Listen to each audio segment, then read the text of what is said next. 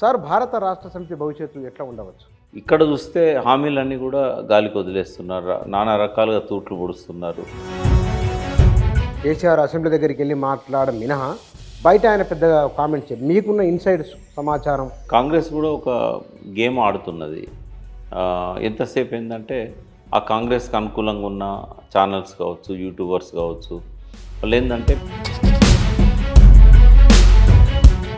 ఇక మీడియాలో వస్తున్నది 5 మంది 6 మంది పోతారు త్వరలో అని వాళ్ళు స్టార్ట్ అని చెప్పి పోయిన వాళ్ళు కూడా మళ్ళీ వెనక్కి వస్తున్నారు కదా.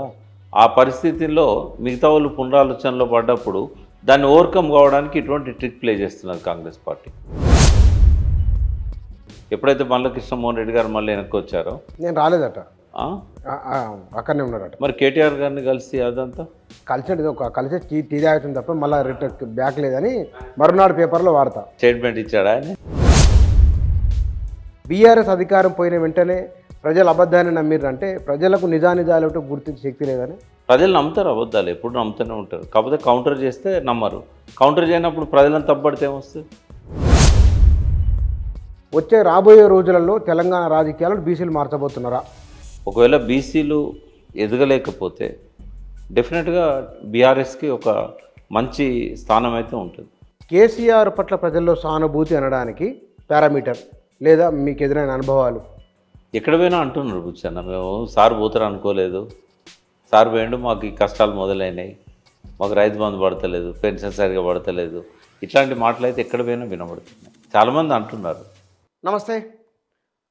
తెలంగాణ రాష్ట్ర రాజకీయాలలో పార్టీ ఫిరాయింపులు, ఈ ఆర్గ్యుమెంటు సుమారు ఏడాది కావస్తున్నా సరే అది కొనసాగుతూ ఉన్నది. మరో చర్చ మరొక 4-5 రోజుల్లోనూ మరికొద్ది రోజుల్లోనూ బీఆర్ఎస్ నుంచి కాంగ్రెస్లోకి మరికొంతమంది నాయకులు పోతూ ఉన్నారు. ప్రధానంగా ఎమ్మెల్యేలు వెళ్తూ ఉన్నారు. ఈ చర్చ మొత్తం జరుగుతూ ఉన్నది. ఈ చర్చ కోణంలో చూసుకున్నప్పుడు భారత రాష్ట్ర సమితి భవిష్యత్తు ఎట్లా ఉండబోతున్నది?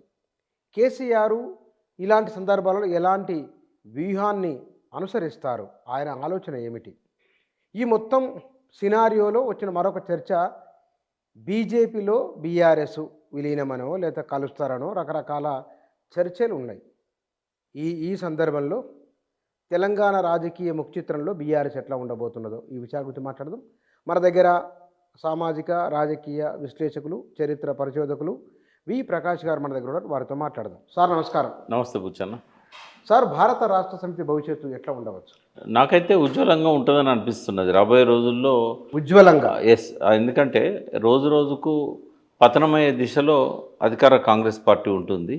ఎందుకంటే ఇప్పటికీ 7-8 నెలల నుంచి మనం చూస్తున్నాం, ప్రజలకు భ్రమలు తొలగిపోతూ ఉన్నాయి ఆ పార్టీ పట్ల. ఎందుకంటే ఒక అస్తవ్యస్త పాలన కనబడుతూ ఉన్నది, కంట్రోల్ లేదు. తర్వాత విపరీతమైన అప్పులు అవుతున్నాయి. ఈ 8 నెలల్లో 50,000 కోట్ల అప్పులు తెచ్చారు. పైనుంచి షోపుట బాగా కనబడుతుంది, కానీ ఆ ఫారెన్ పోవడము, అగ్రిమెంట్స్ అవ్వడము ఇట్లాంటివన్నీ కనబడుతున్నాయి. కానీ రియల్గా ప్రజల్లోకి పెట్టుబడులు వచ్చి అన్ఎంప్లాయ్మెంట్ అనేది కొంత తగ్గినప్పుడు, ఉద్యోగ కల్పన జరిగినప్పుడు దాని మీద గౌరవం అనేది పెరుగుతుంది. ఇక్కడ చూస్తే హామీలన్నీ కూడా గాలికి వదిలేస్తున్నారు. నానా రకాలుగా తూట్లు పొడుస్తున్నారు. అందరికీ ఇస్తామని చెప్పేసి అనేక కండిషన్స్ పెట్టి లాస్ట్కి ఏంటంటే అందులో కేవలం కొద్ది మందికే వర్తించేటట్టుగా షరతులు, ఎట్లా ఎక్కువ మందిని ఎలిమినేట్ చేద్దాము అని చెప్పి దాదాపు 42,000 కోట్లు అయితే అందరికి సరిపోయేది ఎలిజిబుల్ క్యాండిడేట్స్కి. ఆ ఎలిజిబిలిటీ అర్హతలను తగ్గిస్తూ అది ఏ 11,000 కోట్లకో 12,000 కోట్లకో పరిమితం చేసేటట్టు కనబడుతూ ఉన్నది. అంటే ఇచ్చినామని చెప్పుకోవడానికి పనికొస్తుంది అది, కానీ మెజారిటీ ప్రజలకు ఆ ఫలితాలు లబ్ధిదారులకు అందవు. సో ఆ రకంగా చూసినప్పుడు తర్వాత రైతు భరోసా, ఆయన రైతు బంధు అంటే నా రైతు భరోసా అన్నాడు. ఇప్పటివరకు అసలు ఇబ్బంది లేదు ఈ వర్షాకాల పంటలకి. అంటే మొన్న మీరు చేసిన ఒక ఇంటర్వ్యూ చూశాను నేను పులిరాజుది. ఆయన 40,000 ఇచ్చినా కూడా తక్కువే మద్దతు ధర అన్నాడు. ఆయన ఆత్మహత్యల మీద ప్రత్యేకంగా పరిశోధనలు చేస్తూ ఈ వేలాది కుటుంబాలను కలిశాడు. ఇప్పటికీ ఆత్మహత్యలు నిరాటంకంగా కొనసాగుతూనే ఉన్నాయి. మధ్యలో కొంత కేసీఆర్ గారి పాలనలో తగ్గినాయి, మళ్ళీ మొదలవుతున్నాయి. ఎందుకు అనంటే ఒక పక్కనేమో ఈ అకాల వర్షాల వల్ల మధ్యలో పంటలు దెబ్బతినడం కావచ్చు, ప్రకృతి వైపరీత్యాలు. రెండో పక్కన ఏంటంటే ఇస్తా అన్న టైంకు ఆ మాత్రం సహాయం కూడా ఇవ్వకపోవడం అనేది. సో జూన్లో ఇవ్వాల్సిన రైతు భరోసా ఇప్పటివరకు ఇవ్వలేదు. యాసంగి పంటలకు ఇవ్వాల్సింది పంటలు కోతకొచ్చే టైంలో ఇచ్చారు. ఇవన్నీ కూడా రైతుకు మ్యాటర్ అవుతుంది. ఇప్పుడు వ్యాపారస్తులకు 1,00,000, 2,00,000, 10,00,000 పెద్ద అమౌంట్ కాకపోవచ్చు. రాజకీయ నాయకులకు కూడా అది పెద్ద అమౌంట్ కాకపోవచ్చు. కానీ ఒక రైతుకు ఒక్కొక్క ₹1,000 పుట్టియాలంటే చాలా కష్టమవుతుంది. సో ఇంకోటి టైం ప్రకారం ఇవ్వాల్సి ఉంటుంది. ఏమాత్రం కాలయాపన చేసినా కూడా ఆ ఉపయోగం లేదు, పంటలు దెబ్బతింటాయి. ఏ టైంలో అందాల్సిన డబ్బు ఆ టైంలో అందాల్సి ఉంటుంది. బట్ ప్రభుత్వం ఏమో దాన్ని పక్కకు పెట్టేసింది. ప్రెస్టేజ్గా పోయి హరీష్ రావు గారు ఆగస్ట్ 15th లోపు ఇవ్వకపోయినట్టయితే రాజీనామా చేయాలి, లేకపోతే నేను చేస్తాను అన్నాడు. కాబట్టి ఆగస్ట్ 15కి ఇస్తున్నామని చూపెట్టడానికి కొద్దిమందికి రైతు ఏదైతే ఆయన ఇస్తాన్న రుణమాఫీ ఏదైతే ఉన్నదో అనేక కండిషన్స్ పెట్టి ఇవ్వడం జరిగింది. అంటే కొన్ని డిసిషన్స్ బాగుంటున్నాయి, కానీ ఎక్కువగా ఇచ్చిన హామీలను అమలు చేయకపోవడము, అభివృద్ధి సంక్షేమం రెండు కూడా ఫోకస్ చేయలేకపోవడం. గతంలో అభివృద్ధి జరిగింది, కొంత సంక్షేమం కూడా జరిగింది. కానీ ఇక్కడ ఈ రెండింటిని కూడా నిర్లక్ష్యం చేస్తూ ఈ పాలన తీరు కొనసాగుతూ ఉన్నది. కానీ సార్, ఒక ఏడాది కూడా పూర్తి కాకముందే మీరు అంటే దాదాపు నిర్ధారణకు వచ్చి చెప్తున్నట్లుగా ఉన్నది. అంటే దిశ కనబడతా ఉంది కదా బుచ్చన్న. ఇప్పుడు ఆయనే అన్నాడు, మన అప్పులు బాగున్నాయి, ఇప్పుడు ఇచ్చిన హామీలను అమలు చేయాలంటే బాగా డబ్బు కావాలి, ఖజానా మొత్తం ఖాళీగా ఉంది అని చెప్పుకుంటూ వచ్చాడు. అంటే ఈ 7-8 నెలల్లో దాని నుంచి బయటపడడానికి పెట్టిన ఎఫర్ట్స్ ఏంటి, దిశ ఎటుందనేది, ఇప్పుడు ఆ దిశ ఎటు చూపెడుతున్నది, ఆ ప్రగతి ఏం కనబడతలేదు, అసలు హోప్ అనేది కనబడతలేదు. పైనుంచి ఇచ్చిన స్టేట్మెంట్ల వల్ల పెట్టుబడులు రాకుండా అయిపోయినాయి, రియల్ ఎస్టేట్ డమాలమన్నది. ఇవన్నీ కూడా ఏంటంటే మనకు ఈ కష్టంగానే ఉన్నది. ఇవన్నీ కూడా ఈ రాష్ట్ర ఆర్థిక ప్రగతి మొత్తం కూడా ఏంటంటే సంక్షోభంలో ఉన్నది. మరి ఇట్లా కొనసాగుతున్నప్పుడు ఈ ప్రభుత్వ తీరుతెన్నులను చూస్తే ఆశాజనకంగా లేదు అనేది. దీనివల్ల రోజు రోజు కాంగ్రెస్ పార్టీ పట్ల పాలన పట్ల ప్రజలకు ఒక ఏవగింపు, అసహ్యం అనేది స్టార్ట్ అవుతూ ఉన్నది. ఎందుకంటే మీరు చూస్తున్నారు, మళ్ళీ ఉద్యోగ జేఏసీ ఏర్పడ్డది. వాళ్ళకి ఇవ్వాల్సిన డిఏల గురించి కావచ్చు, ఒక్క నెల మాత్రమే 1st తారీఖు జీతాలు పడ్డాయి.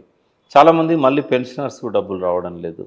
రిటైర్మెంట్ అయిన వాళ్ళు ఈ సంవత్సరము 40,000 మంది ఉంటారు. ఎందుకంటే కేసీఆర్ గారు 61 సంవత్సరాలు పెంచిన తర్వాత ఇప్పుడు ఈ సంవత్సరం ఎక్కువ మంది రిటైర్ అయ్యారు. ఆ టైంలో ఎవరైతే 58 ఏళ్ళు కంప్లీట్ చేసుకోకుండా కొంచెం తక్కువగా ఉన్నారో వాళ్ళంతా ఇప్పుడు ఆ 3 ఏళ్ళు 4 ఏళ్ళు కాలం కలిసి వచ్చింది కదా. ఈ 40,000 మందికి ఒక్కొక్కరికి అప్రాక్సిమేట్లీ 40 లక్షలు ఇవ్వాల్సి వచ్చినా కూడా, కొందరికి ఎక్కువ కొంత తక్కువ, యావరేజ్ ఒక 40 లక్షలు అనుకుంటే దాదాపు 16,000 కోట్లు కావాలి. ఇవన్నీ ఎక్కడి నుంచి తెస్తాడు? అంటే ఇంకోటి అనుభవం లేదు తనకి, థింక్ ట్యాంక్ లేదు వెనకాల, తనకు అనుకున్న పొలిటికల్గా తనకు సపోర్ట్గా ఉన్న వాళ్ళని తీసుకుపోయి అడ్వైజర్స్గా పెట్టుకున్నాడు. థింక్ ట్యాంక్ లేనప్పుడు ఒక ఆర్థిక నిష్ణాతులైన వాళ్ళు, ఆర్థికవేత్తలు వెనకాల లేకపోతే ఎట్లా నడుస్తుంది ప్రభుత్వం? అంటే ఒకరు బయటికి కనబడకపోవచ్చు, అంతర్గతంగా ఉన్నారేమో.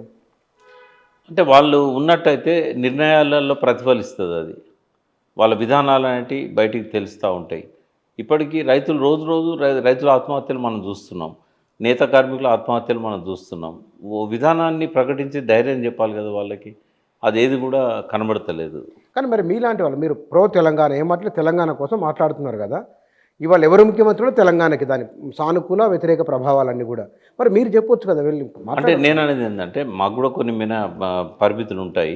బట్ వాళ్ళు అడగంది ఎవరు చెప్తారు? ఇప్పుడు మాలాంటి వాళ్ళను 10 మందిని పిలిచి కూర్చోబెట్టుకొని రాజకీయాలు పక్కకు పెట్టండి, ఈ రాష్ట్ర పరిస్థితి ఇట్లుంది, ఎట్లా ముందుకు పోదాము, మీలాంటి వాళ్ళు ఏమైనా దాని గురించి, ఇప్పుడు ఆరోగోపాల్ నాడు, గంట చక్రపాణి లాంటి వాళ్ళు ఉన్నారు, అటువంటి వాళ్ళని కూడా కనీసం కూర్చోబెట్టుకొని, వాళ్ళైతే అన్నాడు పార్టీ కాదు కదా, అడగవచ్చు కదా, సలహాలు అడగవచ్చు. ఎకనమిస్టులు ఉంటారు తెలంగాణలో, ఎంతోమంది విశ్లేషకులు, ఆర్థికవేత్తలు, విశ్లేషకులు వస్తున్నారు, వాళ్ళని కూడా ఏం అడిగినట్టు కనబడదు. ప్రొఫెసర్స్ ఉన్నారు, ఫీల్డ్ మీద పనిచేసే రియల్ ఆర్థికవేత్తలు ఉన్నారు, అటువంటి వాళ్ళని కూడా ఏం కన్సల్ట్ చేయకుండా, అంటే ఇది ఎవరు ముఖ్యమంత్రి ఉన్నా ఇది నా ఒక్కనే ఆలోచన ప్రకారం నడవాలి అనుకున్నట్టు ఆలోచిస్తే మాత్రం అధోగతి పాలవుతుంది రాష్ట్రం. మళ్ళీ ఇది తిరోగమన దిశలో ఉంది అని అనిపిస్తూ ఉంది. ఎంతో కొంత పురోగతి అయితే తెలంగాణ గత 10 సంవత్సరాల్లో నమోదు చేసింది అన్ని రంగాలలో కూడా.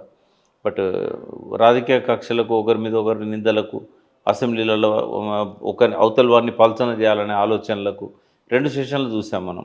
అది అసెంబ్లీ చాలా కాలం తర్వాత మళ్ళీ గాడి తప్పినట్టు కనబడుతూ ఉంది. ఎప్పుడో రేవంత్ రెడ్డి ప్రతిపక్ష సభ్యుని ఉన్నప్పుడు ఇట్లాంటి కనబడేది, మధ్యలో అంతా ప్రశాంతంగా జరిగింది. ఇప్పుడు చూస్తే ఆంధ్రలో జగన్ చంద్రబాబు నాయుడు మధ్య అసెంబ్లీలో ఎట్లా నడిచిందో మళ్ళీ ఇక్కడ అట్లాంటిదే. ఒక అర్థవంతమైన చర్చ లేదు. ఒకరి మీద ఒకరు దూషించుకోవడం, ఒక ముఖ్యమంత్రి ఉందాగా ఉండాల్సింది పోయి అనవసరంగా నోరు జారి కామెంట్స్ చేయడం, ఇట్లాంటివన్నీ కూడా ఆయన స్థాయికి తగని మాటలు మాట్లాడడం. నేను ఇక రాజకీయాలు చేయను, నేను అనే అంటున్నాడు కానీ దాన్ని నిలబెట్టుకోలేదు. చాలాసార్లు నేను అవసరాన్ని బట్టి రైజ్ అవుతాను, ఆ స్థాయికి ఎదుగుతాను అని పట్టుదల మంచిదే, ఆలోచన మంచిదే. కానీ ఆచరణలోకి వచ్చేసరికి మళ్ళీ పాత పద్ధతిలోనే ఆయనే ఈ కామెంట్స్ చేయడం, కొంచెం వెకిలిగా మాట్లాడడం, ఎద్దేవా చేయడం, అవతల వాళ్ళని హేళన చేయడం, ఈ సభలో లేని కేసీఆర్ మీద కామెంట్స్, ఇట్లాంటివన్నీ ఆయనకు శోభనివ్వవు, ఆయన తగ్గిస్తాయి. ఆయన హుందాగా నడుచుకుంటలేడనేది ప్రజలకు ఆల్రెడీ మెసేజ్ పోయింది. అట్లా ఉండకూడదు కదా. ఒక ముఖ్యమంత్రిలాగా వ్యవహరించాలి. రేవంత్ రెడ్డి ఆ స్థాయికి ఎదగాలని కోరుకుంటున్నాం. బట్ ఇంకా టైం పడుతుందేమో. బట్ ఏదేమైనా ఇప్పటివరకు జరిగిన గమనాన్ని చూసినట్టయితే సాటిస్ఫాక్షన్ లేదు, తిరోగమనంలో ఉంది ప్రభుత్వం. కోఆర్డినేషన్ కూడా ఉన్నట్టు కనబడదు. కొంత ఫ్రీడమ్ ఉంది మంత్రులకు, అంతవరకు మనం అప్రిషియేట్ చేయవచ్చు. ఇప్పుడు మంత్రులకు అనుభవం సరిగా లేనట్టు అనిపిస్తున్నది. గతంలో సమైక్య రాష్ట్రంలో వీళ్ళు పరిపాలనలో భాగస్థులు అయినప్పటికీ ఇప్పుడు తెలంగాణ రాష్ట్రంలో పూర్తిగా వాళ్ళకి ఆ స్వేచ్ఛ వచ్చింది. వాస్తవంగా రేవంత్ రెడ్డి గారు అడుగడుగునేం అడ్డుపడట్లేదు, ఎవరికి వాళ్ళకి ఇవ్వాల్సిన స్వేచ్ఛ ఇస్తున్నాడు. మరి ఇచ్చినాక దాన్ని ఉపయోగించుకొని కొంత ఎవరికి వాళ్ళు రైజ్ కావాల్సిన అవసరం ఉంది. వాళ్ళ ఫీల్డ్స్లలో వాళ్ళు ఎదగాలి బాగా. బట్ ఇరిగేషన్లో కానీ వ్యవసాయ రంగంలో కానీ అనుకున్నంత పురోగమనం అయితే కనబడట్లేదు. మంత్రులు ఇండిపెండెంట్గా నిర్ణయాలు తీసుకునే పరిస్థితి ఉన్నా కూడా వాళ్ళు తీసుకోవట్లేదు. ఒక పాలసీ అనేది తయారు చేసుకోవాలి ఇప్పుడున్న సిచ్యువేషన్ బట్టి. ఆర్థిక పరిస్థితి ఎట్లుందో వాళ్ళకి తెలుసు. ఇప్పుడున్న ఆర్థిక పరిస్థితిలో గివెన్ సిచ్యువేషన్లో ఎట్లా ముందుకు పోవాలి, ఈ హామీలను అమలు చేయడం అనేది ఒక ఎత్తు అయితే, ఉన్నదాన్ని కాపాడుకుంటూ ప్రగతిని ఎట్లా నమోదు చేయాలి అనేది ఆ దిశలో ప్రభుత్వం ఇప్పటివరకు కూడా ఆశించిన ఫలితాలను నమోదు చేయట్లేదు, ఆశించిన రీతిలో ముందుకు సాగడం లేదు. కానీ ఇక్కడ ఇంకొక అంశం మీరు చెప్పిన దానికే 10 సంవత్సరాల తర్వాత 10 ఏళ్ళు అసెంబ్లీ ఏకపక్షంగానే ఉన్నది, ఈసారి 2 పక్షాలు మాట్లాడుకుంటున్నాయి అనేవాళ్ళు కూడా ఉన్నారు ఒకటి. రెండోది అసెంబ్లీ వాయిదా లేకుండా నడిచింది, ఎక్కువ సమయం చర్చలు చేసిండ్రు అనేది ఉన్నది కదా. ఒక అంటే చర్చలు చేయడం అంటే కొంత అడుగడుగున అడ్డుపడడం, అందరూ లేవడం, మాట్లాడనీయకపోవడం, స్పీకర్ కూడా ప్రతిసారి ఇటువైపు వాళ్ళకి అవకాశం ఇవ్వడం, వాళ్ళ మంత్రులు అనే దాంతోనో ఇంకో దాంతోనో, ఇట్లాంటివి కొన్ని పద్ధతుల మీద ఒక్కొక్కరికి టాపిక్ ఇచ్చి మాట్లాడమన్నప్పుడు కేటీఆర్ గారిని మాట్లాడనిచ్చారు, హరీష్ రావు గారిని మాట్లాడనిచ్చారు. మధ్య మధ్యలో అడ్డు తగిలినా కూడా వాళ్ళు చెప్పదలుచుకున్న పాయింట్స్ చెప్పారు. కాంగ్రెస్లో కూడా ఒకటి పాజిటివ్ పరిణామం ఏంటంటే అద్భుతంగా మాట్లాడగలిగే వాళ్ళు కనబడ్డారు మనకు సభలో. కొత్త వాళ్ళైనా కూడా చాలామంది బాగా మాట్లాడగలిగారు. అది కొంత ఆశించిన పరిణామం. కానీ ఒక లక్ష్యం అయితే అపోజిషన్ను వీక్ చేయడానికి మాట్లాడిన మాటలే ఎక్కువగా ప్రజల్లోకి వెళ్ళిపోతాయి. అంటే వీక్ చేయడానికంటే అంటే మీరు ఇట్లా చేశారు, మీరు అట్లా చేశారు. నేనేమంటున్నాను కూర్చొని, అట్లా చేశారు కాబట్టే కదా అపోజిషన్లో కూర్చోబెట్టారు ప్రజలు. మళ్ళీ అదే విషయాన్ని మీరు ఎందుకు ఇట్లా చేయట్లేదంటే మీరు అట్లనే చేశారు కదా అంటే, మేము అట్లా చేశాం కాబట్టే కదా మమ్మల్ని ప్రతిపక్షంలో కూర్చోబెట్టారు. మీరు ఎందుకు చేయట్లేదని అంటే మీరు ఇట్లనే చేశారు కదా అంటే సమాధానం అవుతుంది అది. సో ఆ రకంగానే నడిచింది. అంటే ఎంతసేపు వాళ్ళ తప్పులను ఎత్తి చూపెట్టడం, మీరు ఇట్లా చేయలేదా, ఇట్లాంటివన్నీ కొంత అర్థవంతమైన చర్చలు జరగాలి. ఇంకా ప్రిపేర్ అయ్యి రావాలి అసెంబ్లీకి వచ్చేటప్పుడు. ఆ బడ్జెట్ మీద బాగా స్టడీ చేసి మాట్లాడాలి. ఇవన్నీ ఏం జరగట్లేదు. కొత్త వాళ్ళు చాలామంది ఉన్నారు, వాళ్ళకు నేర్చుకోవడానికి టైం పడుతుంది, చూడాలి. కానీ ఇక్కడ బీఆర్ఎస్ భవిష్యత్తు ఉజ్వలంగా అన్నారు. ఎస్, మహోజ్వలంగా ఉండబోతున్నది అని అన్నారు మీరు. అంటే కేవలం కాంగ్రెస్ ప్రభుత్వము తీసుకుంటున్న నిర్ణయాల కారణంగానే ఉజ్వలం ఉంటుందా? అంటే వాస్తవంగా చెప్పాలంటే ప్రజల లోపల కొంత ఆలోచనలు అయితే మొదలైనవి. అనవసరంగా మనం కేసీఆర్ గారిని పోగొట్టుకున్నాం. ఎందుకు అంటే అన్ని సమస్యలు మళ్ళీ పునరావృతం అవుతున్నాయి. ఇప్పుడు కరెంట్ ఉంటలేదు, ఎవ్రీడే కట్ అవుతుంది. ఎక్కడ చూసినా కూడా మీకు కరెంటు కోతలు అనేవి మీరు తెలంగాణలో లేరు. నేను ఫోన్ చేసినప్పుడల్లా వేరే స్టేట్లో ఉంటున్నారు, వేరే దేశంలో ఉంటున్నారు. నేను పొద్దున పోయి నైట్ వచ్చేస్తాను. ఇప్పుడు ఎట్లయిపోయిందంటే శంషాబాద్ ఎయిర్పోర్ట్ మార్నింగ్ 6 o'clock పోతే మళ్ళీ నైట్ 9, 10, 11 వరకు ఏ భారతదేశంలో ఏ మూలకైనా పోయి రావచ్చు. అన్ని ఫ్లైట్స్ ఉన్నాయి. సాయంత్రం వస్తున్నారు. వీక్లీ 1 or 2 days నేను బయటికి పోతాను. వేరే దేశం పోయినా కూడా 2-3 డేస్ కంటే ఎక్కువేం పోను. ఉమ్. బట్ నేను డైలీ చూస్తున్నాను మా ఇంట్లో 3 ఫేజెస్ ఉంటేనే లిఫ్ట్ నడుస్తుంది. త్రీ ఫేజెస్ ఉంటలేదు. తర్వాత మధ్యరాత్రి పవర్ పోతున్నది. ఈ అలవాటు పడ్డాం కదా, ఫ్యాన్లకు అలవాటు పడ్డాం. మధ్యరాత్రి పవర్ పోయేసరికి ఆ ఫ్యాన్ ఆగిపోతుంది, మేలుకొస్తుంది. అంటే డే టైంలో కూడా చాలాసార్లు కరెంట్ పోతున్నది. ఇది అందరూ కూడా కంప్లైంట్ చేస్తున్నారు. సరే పరిశ్రమల మీద ఎఫెక్ట్ ఎట్లుందో తెలియదు. జనరేటర్ సౌండ్స్, ఇప్పుడు మధ్య అర్ధరాత్రి నిద్రలో పక్కింటి అతనికి జనరేటర్ ఉంది, ఆ జనరేటర్ మూత వినబడుతుంది, ఆ రాత్రి నిద్ర పట్టదు. మళ్ళీ ఇది చాలాసార్లు ప్రతి రాత్రి కరెంటు పోతున్నది. అవుట్స్కట్స్లో నేను ఉండేది, అవుట్స్కట్స్లో అయితే పోతున్నది. సిటీలో ఎట్లుందని ఇట్లా చెప్పాలి, ప్రతిరోజు అని చెప్పలేదు లేదు, పోతున్నది చాలా పొద్దు పొద్దు అక్కడ ఉమ్. పోతున్నది కానీ అంత సివియర్గా ఏం. ఏదున్నా కూడా అంటే సమ్మర్లో కొద్దిగా ఎక్కువ ఉండే, ఇప్పుడు కొద్ది తక్కువ ఉంది. ఎస్. బట్ అదొక్కటే కాదు కదా, ఇప్పుడు ఏ రకమైన దూరదృష్టి లేదు. నీళ్ళని రేపు నెక్స్ట్ యాసంగి పంటలకు నీళ్ళు ఎట్లు ఇవ్వాలి. సరే వీళ్ళు పోయి ధర్నాలు చేసి ఏదో బెదిరిస్తాము మేము 50,000 మందితో పోయి నీళ్ళు పంపులు ఆన్ చేస్తామని చెప్పిన తర్వాత ఎల్లంపల్లి నుంచి నీళ్ళు రిలీజ్ చేశారు. అంతకుముందు ఎందుకు నింపుకోలేదు మరి? ఓ పక్కన వర్షాలు స్టార్ట్ అయిన తర్వాత నీళ్ళు వస్తున్నప్పుడు అది వరకు నీళ్ళు ఖాళీ చేయాలి కదా. కొత్త నీళ్ళు వచ్చినప్పుడు దానికోసం ఎంటీ చేసి పెట్టుకోవాలి కదా. హరీష్ రావు గారు ప్రెస్ మీట్ పెట్టి కేటీఆర్ గారు పోయి కాళేశ్వరం దగ్గర మాట్లాడిన తర్వాత అప్పుడు ఎల్లంపల్లి గుర్తొచ్చింది. ఎల్లంపల్లి నీళ్ళని లిఫ్ట్ చేసుకుంటూ వచ్చారు. అయితే ఒకటి నేను వాళ్ళని సమర్థిస్తున్నాను కాదు, కానీ ప్రభుత్వానికి ఒక విజన్ లోపించింది. వాళ్ళు కూడా బాగా పరిపాలన చేయాలని కోరుకుంటున్నాను. ఉత్తమ్ కుమార్ రెడ్డి అయినా రేవంత్ రెడ్డి గారు అయినా నీటి విధానం అనేది ఒకటి ప్రకటించాలి. ఇప్పుడు నెక్స్ట్ యాసంగి పంటల గురించి ఇప్పుడే ఒక పాలసీ తీసుకోవాలి. ఇప్పుడు వర్షపాతం కొద్దిగా ఎక్కువనే ఉంది. ఇప్పుడు కృష్ణానదిలో అయితే బాగా నీళ్ళు వచ్చాయి. కృష్ణానది మొత్తం రిజర్వాయర్స్ అని నింపుకున్నారు. మరి చూడాలి ఈసారి సర్ప్లస్ వాటర్తో కొద్దిగా ఎక్కువ పంటలు పండుతాయి మరి కృష్ణా బేసిన్లో. అప్పుడు నిరంజన్ రెడ్డి గారు పట్టుదలతోని అన్ని వాగుళ్ళల్లో అనుసంధానం చేసి అన్ని చెరువులు నింపారు. మరి ఇప్పుడు ఆ పరిస్థితి ఉన్నదా అక్కడ? ఇప్పుడు తుంగభద్ర డ్యాము అది గేటు పోయినందువల్ల అపరిమితమైన వరదలు వచ్చాయి అక్కడ నుంచి. మరి రాబోయే రోజుల్లో దాని మీద ఆధారపడి ఉన్న వ్యవసాయం ఏం కావాలి? ఉన్న నీళ్ళన్నీ రిజర్వాయర్ ఖాళీ చేయాల్సిన పరిస్థితి వచ్చింది. ఇప్పుడు ఇవన్నీ ఉన్నాయి ఇష్యూస్. కానీ అంటే కేసీఆర్ గుర్తొస్తున్నాడు జనానికి అంటే కరెంటుతో గుర్తొస్తున్నాడు మీ ఉద్దేశం? ఒక్క కరెంటే కాదు, ఆత్మహత్యలు, రైతుల ఆత్మహత్యలు, నేతన్నల ఆత్మహత్యలు, వీటితో పాటుగా మిషన్ భగీరథ విషయంలో కూడా ప్రాంప్ట్గా దాన్ని రిపేర్లు చేయకపోవడం, ఇట్లాంటి కొన్ని గ్రామాలకు నీటి సరఫరాలో అంతరాయం కలగడం కావచ్చు. తర్వాత రైతు బంధు సరైన సమయంలో ఇవ్వకపోవడం కావచ్చు. ఇట్లాంటివన్నీ కూడా ఆయన సంక్షేమం విషయంలో ఎన్నడూ పెండింగ్లో పెట్టలేదు. జీతాలు కొంచెం లేట్గా ఇవ్వచ్చు, 18వ తారీఖు సాలరీస్ ఇవ్వచ్చు, కానీ రైతుల విషయంలో మాత్రం ఆయన టాప్ ప్రయారిటీ ఇచ్చి చేశాడు. ఇటువంటివన్నీ కూడా ఉన్నాయి. కానీ బహుశా ఈ 7-8 నెలల పరిపాలన కాలం పైన కేసీఆర్ అసెంబ్లీ దగ్గరికి వెళ్ళి మాట్లాడడం మినహా బయట ఆయన పెద్దగా కామెంట్స్ మీకున్న ఇన్సైడ్ సమాచారం ఇంకా ఆయన ఎందుకో మరి రావట్లేదు. అది మైనస్ పాయింటే ఆ పార్టీకి, ఆయనకు కూడా. మొన్న అసెంబ్లీ సెషన్లో ఆయన వచ్చి బడ్జెట్ మీద లీడ్ తీసుకొని మాట్లాడి తన టీంని అంతా కూడా యాక్టివేట్ చేసి ఉన్నట్టయితే బాగుండేది. అయితే కాంగ్రెస్ కూడా ఒక గేమ్ ఆడుతున్నది. ఎంతసేపు ఏంటంటే ఆ కాంగ్రెస్కి అనుకూలంగా ఉన్న ఛానల్స్ కావచ్చు, యూట్యూబర్స్ కావచ్చు, వాళ్ళు ఏంటంటే బీజేపీలో కలుస్తుంది అని ఒక గోబెల్స్ ప్రచారం చేస్తూ ఉన్నారు.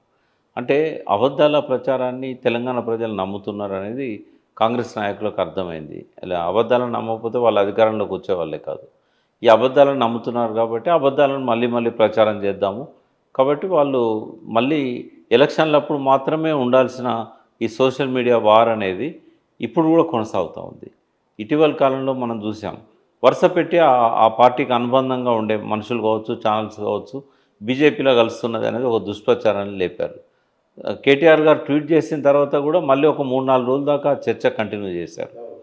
అంటే ఎమ్మెల్యేల మెదళ్లలో ఏంటంటే ఇక బీజేపీలో కలుస్తుంది, ఇంకెందుకు ఉంటాను అక్కడ, మీరు వచ్చేసేయండి అనేది ఒక సంకేతం ఇవ్వడానికి అనేది అర్థమవుతా ఉన్నది. ఇక మీడియాలో వస్తున్నది 5-6 మంది పోతారు త్వరలో అని మళ్ళీ స్టార్ట్ అని చర్చ. అదే పోయిన వాళ్ళు కూడా మళ్ళీ వెనక్కి వస్తున్నారు కదా. ఆ పరిస్థితుల్లో మిగతా వాళ్ళు పునరాలోచనలో పడ్డప్పుడు దాన్ని ఓవర్కమ్ కావడానికి ఇటువంటి ట్రిక్ ప్లే చేస్తున్నారు కాంగ్రెస్ పార్టీ.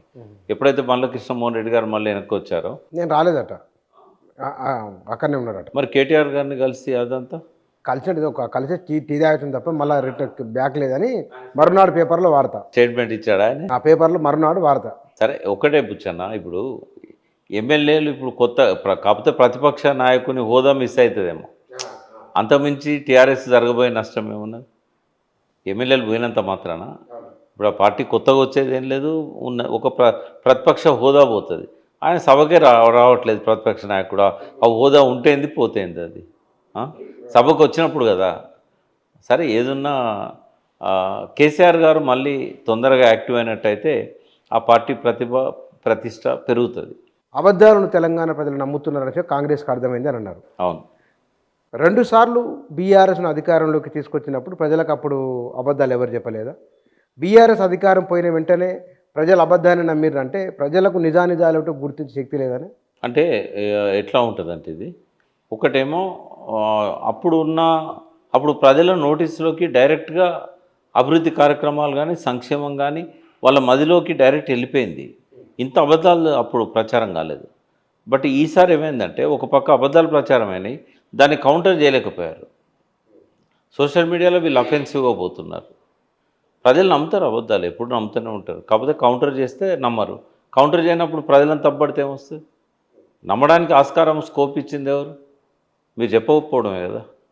రేషన్ కార్డులు ఇవ్వలేదు అనేది వాళ్ళు ప్రచారం చేశారు.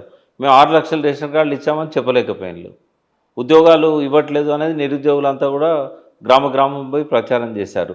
భారతదేశంలో అన్ని రాష్ట్రాల కంటే మేమే ఎక్కువ ఇచ్చామని చెప్పలేకపోయారు. అంటే ఇట్లాంటివన్నీ స్వయంకృత అపరాధం. ఎందుకు చెప్పలేకపోయారంటే జనం గుర్తిస్తారనే ధీమానా లేకుంటే అంటే ఏందన్నట్లేదు? ఎందుకు చెప్పలేకపోయారు?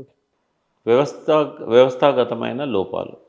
అంటే ఏ పార్టీకైనా ఒక పద్ధతి, దానికి ఒక సిస్టమ్ ఉంటుంది, ఒక వ్యవస్థ ఉంటుంది.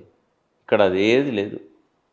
అసలు ఎవరు మీడియాకు పోవాలనో తెలియదు, ఎవరికి స్పోక్స్ పర్సన్స్గా ఐడెంటిఫికేషన్ ఉండదు, ఎవరిని గుర్తింపు ఇవ్వరు. ఎవరు ఇష్టం వచ్చినట్టు వాళ్ళు పోతూనే ఉంటారు, ఏది ఇష్టం వచ్చినట్టు అది మాట్లాడుతూనే ఉంటారు. ఆ పోయే వాళ్ళకు నోట్ ఇవ్వరు, జరుగుతున్న దాని మీద ఏముండదు. అక్కడ డిస్కషన్లప్పుడు టీవీలో పోయేటోళ్ళని కూర్చోబెట్టుకుంటే వాళ్ళకు కొంత నాలెడ్జ్ వస్తుంది. ఆ రివ్యూ మీటింగ్లలో కానీ కేసీఆర్ గారి చుట్టూ జరిగిన మీటింగ్లలో కానీ మాలాంటి వాళ్ళకి అవకాశం ఉండకపోవడం. అంటే ఇదంతా ఏమైందంటే అధికారం అంతా ఒక రూమ్లో ఏం జరగాలి, ఏం జరుగుతున్నదంతా అక్కడనే పరిమితం అయిపోయింది. నాలెడ్జ్ ఉండాలి కదా మాట్లాడాలంటే. నాకు కూడా వీళ్ళు ఇన్ని లక్షల ఉద్యోగాలు ఇచ్చింది అనేది కేటీఆర్ బయటకు వచ్చి 2 రోజుల ముందు చెప్పేదాకా తెలియదు. రేషన్ కార్డులు ఇచ్చిందనే సంగతి అయితే ఎలక్షన్లు అయినాక ఓడిపోయాక తెలిసింది. అంటే పథకాలు చాలా చేశారు. ఒక 4-5 తప్ప మిగతా పథకాల గురించి ప్రజల్లోకి చెప్పడంలో అంటే ఎట్లుంటుందంటే లబ్ధాల్లో తెలుస్తుంది కానీ అందరికీ తెలవాలి కదా.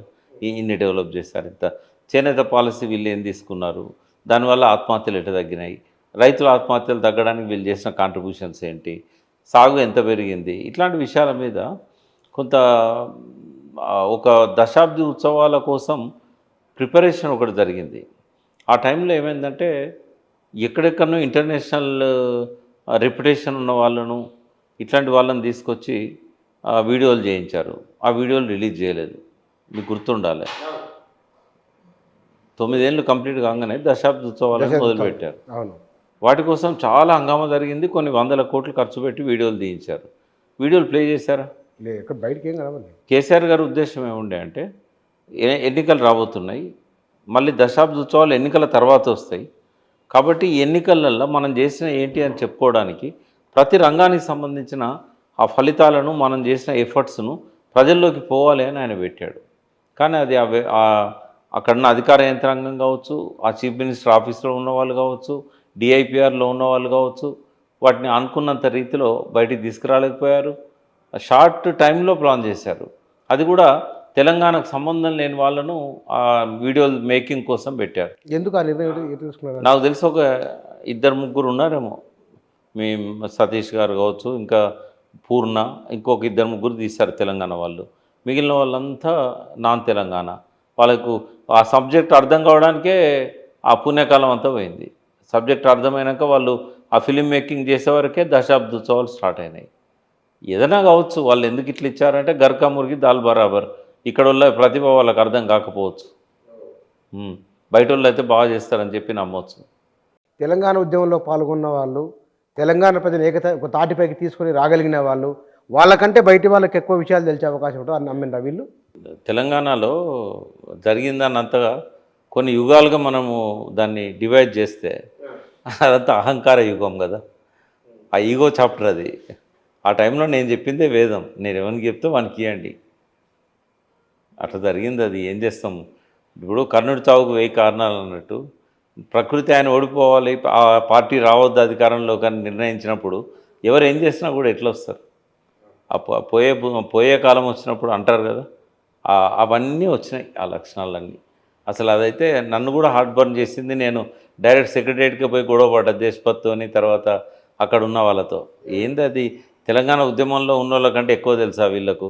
ఆ మీటింగ్లో ఉన్న నేను వర్క్ అలాట్మెంట్ చేసేటప్పుడు కొంతమంది మన మిత్రులు ఉద్యమకారులు వచ్చి మనకి ఇవ్వకుండా ఎవరికో ఇస్తానులే అంటే వాళ్ళతో పాటు పోయినా నేను సెక్రటరియట్. ఆ మీటింగ్లో కూర్చున్నప్పుడు చీఫ్ సెక్రటరీ గారు ఒక్కొక్కరిని వర్క్ అలాట్మెంట్ చెప్తా ఉన్నప్పుడు నాకు చాలా బాధ అనిపించింది. అంటే వేరే వాళ్ళకి అలాట్ చేస్తున్నారు వర్క్. ఎక్కడెక్కడ వాళ్ళు, బొంబాయి వాళ్ళుగా ఎక్కడ చాలా దారుణం అనిపించింది. మధ్యలోకి లేచి వచ్చిన నేను. లేచి వచ్చి మీరు ఆ ప్రొటెస్ట్ సీఎంకు ఆ రోజు అర్థమైందా? లేదా మళ్ళీ ఇన్ఫర్మేషన్ వేయటగా ఆయనకు, సీఎంకు ఎట్లా తెలుస్తుంది? పోయింది. ఆయన వస్తేనా, ఆయన ఉంటేనా? చెప్పారా వీళ్ళు ఎవరు ఇట్లా పలానా వ్యక్తి ఇట్లా అయిందని పలానా నాయకుడు? డైరెక్ట్ కారిడార్నే గొడవపడ్డాను నేను, బహిరంగంగా మంత్రులతోనే గొడవపడ్డా. ఏం పద్ధతి ఇది? సత్యవతి రాథోడ్ ఉండాడు, ఆమెకు చెప్పిన గుండె మండుతుందమ్మా అని చెప్పిన. దేశపతికి చెప్పిన, నాదేం లేదు సార్ అని చెప్పిండు. అంటే వాళ్ళు ఎవరు ఏం చేసిందో కానీ అది నన్నైతే చాలా బాధ పెట్టింది. ఉద్యమ కాలంలో లాఠీల దెబ్బలు తిన్న వాళ్ళల్లో జర్నలిస్టులు ఉన్నారు. కెమెరాలు ధ్వంసం అయిపోయినాయి.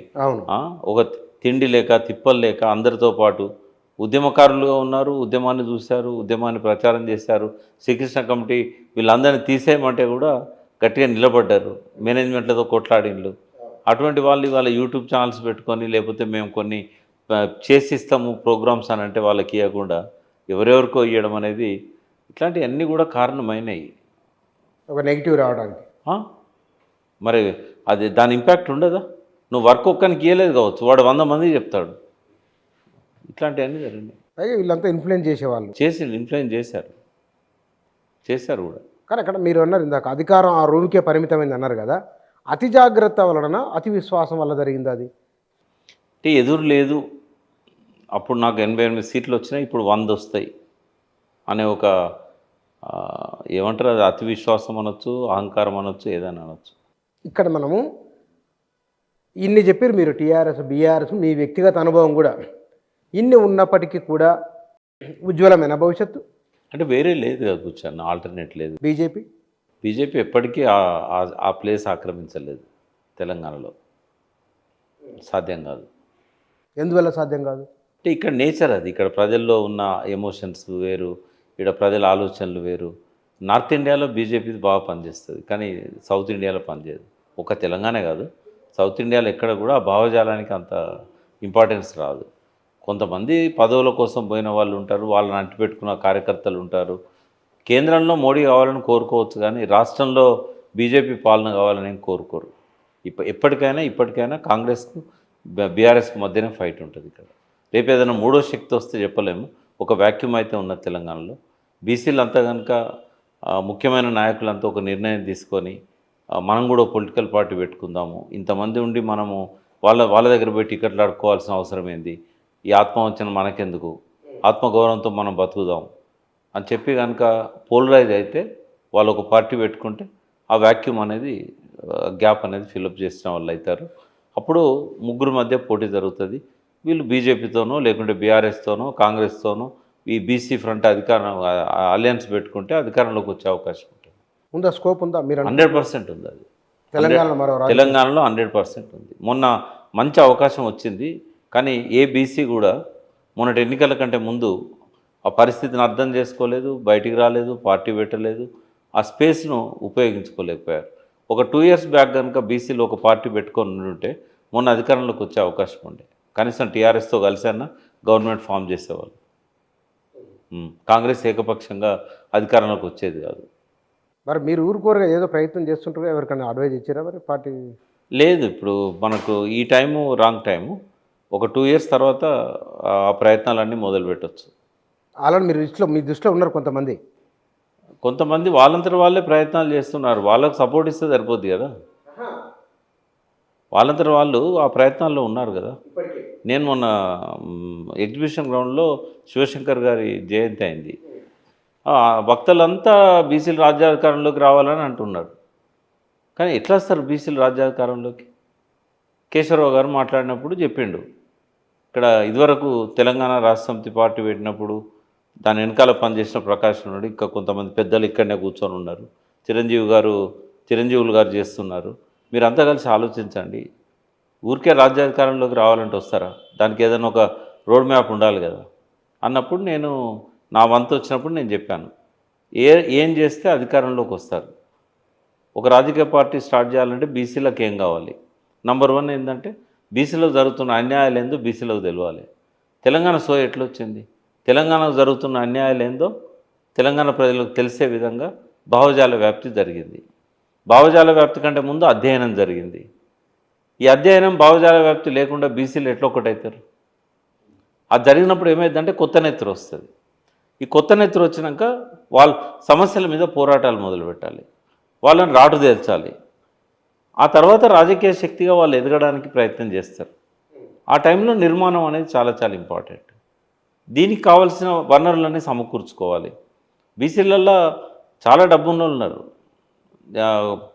అమెరికాలో ఉన్నారు, ఆస్ట్రేలియాలో ఉన్నారు, లండన్లో ఉన్నారు, దుబాయ్లో ఉన్నారు, ఇక్కడ ఉన్నారు, వేరే రాష్ట్రాల్లో వ్యాపారాలు చేస్తున్న వాళ్ళు ఉన్నారు.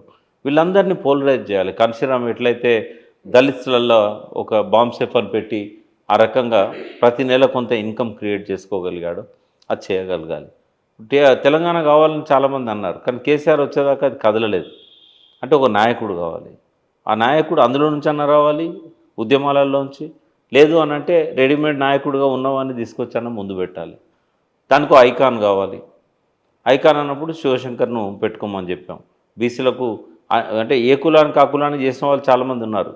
దొడ్డి కొమరయ్య వాళ్ళ యాదవులకు ఐకాన్గా ఉన్నాడు. చాకలి ఐలమ్మ చాకలి వాళ్ళకి ఐకాన్గా ఉంది.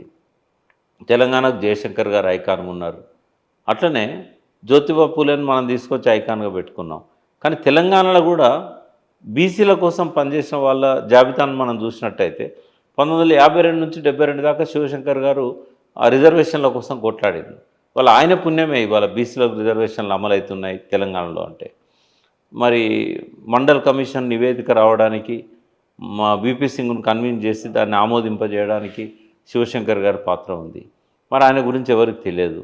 మొన్న ఫస్ట్ టైం చాలామంది స్టేజ్ మీద మాట్లాడుతుంటే విని ఆశ్చర్యపోయారు. మరి అటువంటి వ్యక్తిని ఒక ఐకాన్గా పెట్టుకుందాం. తర్వాత మనకు కూడా ఒక విగ్రహం కావాలి. తెలంగాణ తల్లి విగ్రహం ఉన్నట్టుగా ఒక విగ్రహాన్ని మనం బీసీలకు సంబంధించిన ప్రతి ఊరూరా వాడవాడ అంబేద్కర్ విగ్రహాలు ఎట్లుంటాయో శివశంకర్ విగ్రహాన్ని అట్లా పెట్టుకోవాలా. పెట్టుకొని బీసీలలో ఉన్న ప్రధాన కులాల వాళ్ళందరినీ ఈ ఉద్యమంలో భాగం చేయాలా. వాళ్ళకు జరుగుతున్న అన్యాయాలు, ఈ సగభాగం ఉన్న బీసీలకు బడ్జెట్లో కనీసం 5% వాటా కూడా దక్కడం లేదు. మరి దళితుల కంటేనేమో వాళ్ళకు సపరేట్గా వాళ్ళకు ఫండ్స్ ఉంటాయి, సీట్లు ఉంటాయి, వాళ్ళది ఒక పద్ధతి ఉన్నది. బట్ ఆ పద్ధతి బీసీలకు లేదు. అందరికంటే అత్యంత బడ్జెట్లో నష్టపోతున్న వాళ్ళు బీసీలు. కాబట్టి ఈ జరుగుతున్న అన్యాయాలు ఏంటి, ఏ పాలనలో బీసీలకు ఏం ఒరిగింది, బీసీల అభ్యున్నతికి ఎవరేం చేశారు, ఈ విషయాల మీద చర్చ జరగాలి. ముందు అధ్యయనం జరగాలి. దీనికి ఒక చిరంజీవులు గారి ఆధ్వర్యంలో ఒక రీసెర్చ్ అండ్ డెవలప్మెంట్ సెంటర్ పెట్టమని చెప్పాం. ఇవన్నీ కూడా ఆ రోజు ఎక్కువ మీడియా కవర్ కాలేదు. బట్ నేను మీ ద్వారా కూడా చెప్తున్నా బీసీలకు, రాబోయే 4 ఏళ్లలో ఇవన్నీ చేయగలిగితే అధికారంలోకి రావడానికి అవకాశం ఉంది. తమంతట తాము రాకపోయినా ఈ 3 పార్టీలలో ఏదో ఒక పార్టీ పట్టుకొని దాని ద్వారానైనా అలయన్స్ అనేది ఒకటి మిశ్రమ ప్రభుత్వం వస్తుంది. ఎట్టి పరిస్థితుల్లో ఏకపక్షంగా ఎవరు అధికారాన్ని ఫామ్ చేయలేరు తెలంగాణలో. రానున్న ప్రభుత్వం మాత్రం ఖచ్చితంగా సంకీర్ణ ప్రభుత్వం. ఆ సంకీర్ణంలో బీసీలు తమ స్థానాన్ని వాళ్ళు పదిలపరచుకోవాలి. ఎక్కడ సంకీర్ణ? రాష్ట్రంలో మన రాష్ట్రంలో వచ్చేది సంకీర్ణ ప్రభుత్వం. డెఫినెట్గా సంకీర్ణ ప్రభుత్వం వస్తుంది. అప్పుడు బీఆర్ఎస్కి ఉజ్వలం ఎట్లయితుంది? నేను అనేది ఏంటంటే బీఆర్ఎస్ అధికారంలోకి రావడానికి ఎవరో ఒక ఈ బీసీ లాంటి శక్తి వస్తే కనుక అవకాశం ఉంటుంది. ఒకవేళ లేదనుకోండి ట్రయాంగిల్ ఫైట్ ఉంటుంది. కానీ కులాల వారిగా ఇన్ని కులాలుగా విడిపోయిన తర్వాత మరి ఇన్ని కులాలు ఎవరు ఐకాన్ మీరు అన్నారు, చాకల ఐలమ్మ, దొడ్డి కొమరయ్య, ఆ, శివశంకరు, ఇంకో దగ్గర ఇంకోరు ఎవరి కులానికి వాళ్ళు ఐకాన్లు ఉంటారు. బీసీలందరికీ శివశంకర్ ఉండాలని నేను చెప్పాను. బిస్ సమూహానికి అంతా. ఎందుకంటే ఆయన బీసీల కోసం పనిచేశాడు, ఒక్క కులాని కోసం పనిచేయలేదు. ఇదంతా అంటే సందర్భం వచ్చే మీరు సంకీర్ణమని అన్నారు కాబట్టి వచ్చే రాబోయే రోజులలో తెలంగాణ రాజకీయాలను బీసీలు మార్చబోతున్నారా? మార్చాలి, మార్చగలగాలి. ఆ సోయ అయితే వస్తున్నది. వచ్చింది అది. ఇప్పుడైతే బీసీ జనగణన మీదనైతే ఒక మూమెంట్ లాగా తీసుకొస్తున్నారు కదా, ఇది ఆగిపోకూడదు. బీసీ కులగణన అయిన అది తర్వాత కాంగ్రెస్ తెచ్చింది, రాహుల్ గాంధీ తెచ్చిన చర్చ రాహుల్ గాంధీ తెచ్చినా కూడా ఇక్కడ ఒత్తిడి తెస్తున్నది ఎవరు? ఇప్పుడు అందరు మీటింగ్స్ అవుతున్నాయి రెగ్యులర్గా, అందరు ఒకటవుతున్నారు, ఒక వేదిక మీదకి వస్తున్నారు. ఇది ఒక శుభ పరిణామం. ఒకవేళ బీసీలు ఎదగలేకపోతే డెఫినెట్గా బీఆర్ఎస్కి ఒక మంచి స్థానం అయితే ఉంటుంది. అంటే ఈ మూడు పార్టీలలో కాంగ్రెస్, బీజేపీ అండ్ బీఆర్ఎస్లో ఫస్ట్ పొజిషన్ బీఆర్ఎస్కే ఉంటుంది. ఒకవేళ ఇందాక మనం బీఆర్ఎస్కి వద్దాం, మళ్ళీ 10 మందో 15 మందో 5 మంది ఎంతో నంబరు కాంగ్రెస్లో జాయిన్ అయితే కనుక బీఆర్ఎస్ అప్పుడు జాయిన్ చేసుకున్నారు కాబట్టి ఇప్పుడు కాంగ్రెస్ అని అనుకుంటారా? అయితే కనుక ఇది బీఆర్ఎస్కి అనుకూలంగా టర్న్ కావచ్చా?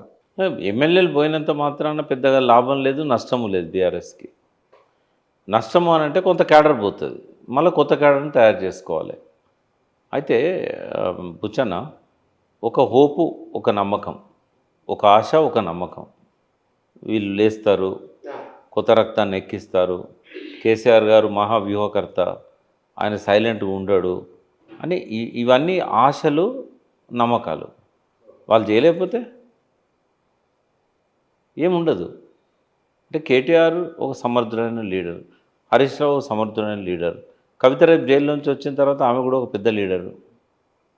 జైల్లో ఉండొచ్చిన వాళ్ళందరూ కూడా వాళ్ళు ప్రజాక్షేత్రంలో పోయినప్పుడు మళ్ళీ వాళ్ళ హారతులు పడతారు జనం. ఎందుకు అట్లా? ఒక సానుభూతి. అట్లా వీళ్ళందరూ ఒక కుటుంబం అయినా కూడా ఒక బలమైన నాయకత్వం ఉన్న కుటుంబం అది. ఈ కేసీఆర్కు అధికారంలోకి దిగిపోయిన తర్వాత కొంత సానుభూతి వచ్చింది వాస్తవం. పార్లమెంట్ ఎలక్షన్లో అది ప్రతిబింబించలేదు, కానీ జనం మనసులో అయితే ఉంది. అంటే మీరు కేసీఆర్ పట్ల ప్రజల్లో సానుభూతి అనడానికి పారామీటర్ లేదా మీకు ఎదురైన అనుభవాలు? ఎక్కడ పోయినా అంటున్నారు కూర్చొన్న, మేము సార్ పోతారు అనుకోలేదు, సార్ పోయిండు, మాకు ఈ కష్టాలు మొదలైనాయి, మాకు రైతు బంధు పడతలేదు, పెన్షన్ సరిగా పడతలేదు, ఇట్లాంటి మాటలు అయితే ఎక్కడ పోయినా వినబడుతున్నాయి. చాలామంది అంటున్నారు. అనేవాళ్ళు రాజకీయ నాయకులు కాదు, మామూలు ప్రజలు అంటున్నారు. కానీ ఎలక్షన్లలో ఇప్పుడు ఇమ్మీడియట్గా ఎలక్షన్ జరిగితే అది ప్రతిఫలించకపోవచ్చు, కానీ 4 ఏళ్ళ తర్వాత కదా టైం ఉంది. కానీ రేవంత్ రెడ్డి గారికి కూడా ఒక మంచి అవకాశం ఉన్నది. తను ఈ బడ్జెట్ ఒకటి సమకూర్చుకోగలిగితే, మాట్లాడే ధోరణిని మార్చుకోగలిగితే పికప్ కాగలుగుతాడు. కానీ ఆయన 8 నెలల్లో ఆయన పనితీరు చూసినప్పుడు, సరే పార్లమెంట్ ఎన్నికలు అయిపోయిన తర్వాత కూడా అసెంబ్లీ సెషన్లో ఆయన వ్యవహార శైలి చూసినప్పుడు ఈయన ఏం మారతలేడు అని నిరాశ, అంతే. ఆయన మారాలని కోరుకుంటాం. మారితే కొంచెం ప్రజల్లో ఒక నమ్మకాన్ని కలిగిస్తాడు కదా, యంగ్ డైనమిక్ లీడర్ అనేది ఒకటి ఉంటుంది కదా, అది చూపెట్టగలగాలి ఆయన. బహుశా కేసీఆర్ దగ్గర చూసారు కాబట్టి పార్టీ కొంత ఇబ్బందుల్లో ఉన్నది, ఎమ్మెల్యేలు వెళ్ళిపోతూ ఉన్నారు, బలహీనపడుతూ ఉన్నదనే సంకేతాలు వస్తున్న సందర్భంలో కేసీఆర్ వ్యూహం ఎట్లా ఉంటుంది? మొన్న అసెంబ్లీకి వస్తారని చెప్పి ప్రజలంతా ఎక్స్పెక్ట్ చేశారు, మేము ఎక్స్పెక్ట్ చేశాం. ఆయన వచ్చి అసెంబ్లీలో బడ్జెట్ మీద కనుక మాట్లాడి ఉంటే కొంత పోలరైజేషన్ వచ్చేది. బట్ నిరుత్సాహం అయితే ఉంది ప్రజల్లో, క్యాడర్లో. ఈయన రావట్లేదు కదా. సరే, ఒక నాయకత్వ శ్రేణి ఆ పార్టీలో ఉంది. కేవలం కుటుంబమే కాకుండా గతంలో మంత్రులుగా చేసి జగదీష్ రెడ్డి కావచ్చు, నిరంజన్ రెడ్డి కావచ్చు, ప్రశాంత్ రెడ్డి కావచ్చు, ఇట్లా కొంత గంగుల కమలాకర్ గారు కావచ్చు, వీళ్ళంతా ఒక స్ట్రెయిన్ ఉంది అందులో. ఆ లెవెల్ ఉంది, లీడర్షిప్ లెవెల్. వాళ్ళ వల్ల ఇవాళ క్యాడర్ ఉంది. వాళ్ళతో పెద్దగా క్యాడర్లో డిస్టర్బెన్స్ ఏం జరగలేదు. పోయిన ఎమ్మెల్యేలు కూడా కొద్దిమందిని తీసుకొని పోయిన ప్రజాప్రతినిధులు, జిల్లా పరిషత్ కొంత ఇప్పుడైతే వాటి ఉనికిలో లేకుండా పోయినాయి, ఎందుకంటే స్పెషల్ ఆఫీసర్ల పాలన మొదలైంది. బట్ చాలా వరకు ఏంటంటే అవిశ్వాసాలు పెట్టి మున్సిపల్ చైర్మన్లను దించేయడం ఇట్లాంటివి జరుగుతూ ఉన్నాయి. మొన్న పీర్జాదిగూడలో కూడా అవిశ్వాసం పెట్టారు. అయితే క్యాడర్ పోతుంది కొంత. బట్ కింది స్థాయి జనంతో సంబంధం ఉన్న నాయకులు వాళ్ళు కాపాడుకోగలగాలి. కాపాడుకోగలగాలంటే ఇంకా మీనమేషాలు లెక్క పెట్టుకోకుండా బయటికి రావాలి, జనంలోకి పోవాలి ప్రోగ్రాం తీసుకొని. లోకల్ బాడీస్ ఎలక్షన్స్ వస్తున్నాయి, లోకల్ బాడీస్ ఎలక్షన్స్లలో మళ్ళీ ప్రతిభను చూపెట్టాలి. ఇప్పుడు స్థానికంగా ఏమైందంటే బలమైన నాయకుడు, రెండవది అధికార పార్టీ, ఈ రెండు ఇంపార్టెంట్ అవుతాయి. కాంగ్రెస్ అధికార పార్టీ, బడ్జెట్ రావాలంటే అధికార పార్టీ ఉన్న వాళ్ళని గెలిపించాలనేది ఒక ఉంటుంది. రెండవది ప్రజల్లో మంచి పనులు చేసిన నాయకుడు ఉంటే కనుక అధికార పార్టీలో ఉన్నా లేకున్నా ప్రజలు కొంత గెలిపిస్తారు. అటువంటి వాళ్ళని వీళ్ళు కాపాడుకోవాలి కదా. 10 ఏళ్ళు వీళ్ళతో ఉండి మంచి పనులు చేసిన నాయకులు ఉన్నారు, వాళ్ళని కాపాడుకోకపోతే ఏమవుతుంది, లోకల్ బాడీస్లో వీక్ అయిపోతారు. అదే కదా ప్రజాక్షేత్రంలో ఉండాల్సిన వాళ్ళు వాళ్ళే కదా. అక్కడ కనుక మన ఉనికిని కాపాడుకోలేకపోతే రేపు ఎమ్మెల్యే ఎలక్షన్స్లలో కూడా గాలి మీద ఆధారపడాల్సిందే, యాంటీ ఇన్కంబెన్సీ మీద ఆధారపడాల్సిందే. రెండు ఉండాలి, ఒకటి యాంటీ ఇన్కంబెన్సీ మనకు ఉపయోగపడుతుంది, రెండవది క్యాడర్ కూడా ఉండాలి, దాన్ని ఓట్లుగా మలుచుకోగలిగిన ఆ నిర్మాణం ఉండాలి. ఇవి కనుక చేసుకోలేకపోతే కష్టమవుతుంది. కానీ ప్రజల్లో వస్తున్న మార్పుకు తగ్గట్టుగా బీఆర్ఎస్ అనేది సిద్ధం కావాలి, జనంలోకి వెళ్ళాలి. అవుతున్నట్లు మీకు ఏమైనా సంకేతాలు ఉన్నాయి? ఇప్పటివరకైతే ఏం లేవు. ఎందుకంటే నిర్మాణాన్ని పటిష్టం చేసుకోవట్లేదు. లోకల్ బాడీ ఎలక్షన్స్ ఇప్పుడు ఆయన అమెరికా నుంచి రాగానే ఆ సైరన్ ఇస్తాడు, మరి ఎక్కడన్నది టైం? కేసీఆర్ గారు మళ్ళీ ఒక జనంలోకి ఇట్లా పోయి ఇట్లా చేయి ఊపి ఇట్లా అంటే ఓట్లు పడాయి, మొత్తం యాత్ర పెట్టుకోవాలి, ఊరూరా కొంత ప్రభావితం చేయగలిగేటట్టు ఉండాలి.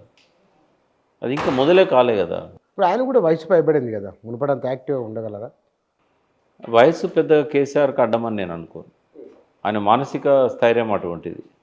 ఆయన గట్టిగా అనుకుంటే, ఆయన ఎన్నడూ ఆరోగ్యంగా ఉన్నాడు బుచ్చన్న, ఎన్నోసార్లు యాత్రలు చేశాడు, 97 మీటింగ్స్ చేశాడు అసెంబ్లీ టైంలో. అప్పుడు ఏమన్నా హెల్తీగా ఉన్నాడు అనుకుంటున్నాం?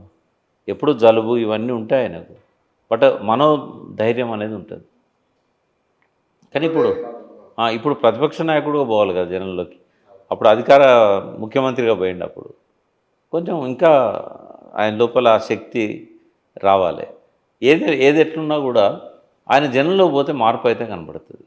ఇప్పుడు వస్తున్న ప్రజల లోపల కాంగ్రెస్ పట్ల వచ్చే వ్యతిరేకతను తను కొంత ఎన్క్యాచ్ చేసుకోగలుగుతాడు. కానీ ఆయన కదలకపోతే మాత్రం కేవలం హరీష్ మీదనో కేటీఆర్ మీదనో వదిలేసినట్టయితే ఉపయోగం ఉండదు. ఎందుకు కదలడానికి కొన్నిసార్లు అంటారు కదా, ఎందుకు ఎవరిని కలవరు లేకపోతే కదలడు అని అంటారు కదా, ఏమిటి అది ఆయనే చెప్పాలి సమాధానం. ఇప్పుడు ఫామ్ హౌస్లో ఉండే బదులు రోజు 2 గంటలు తెలంగాణ భవన్లో వచ్చి కూర్చుంటే మళ్ళీ పాత వాళ్ళంతా మళ్ళీ దగ్గర అవుతారు కదా.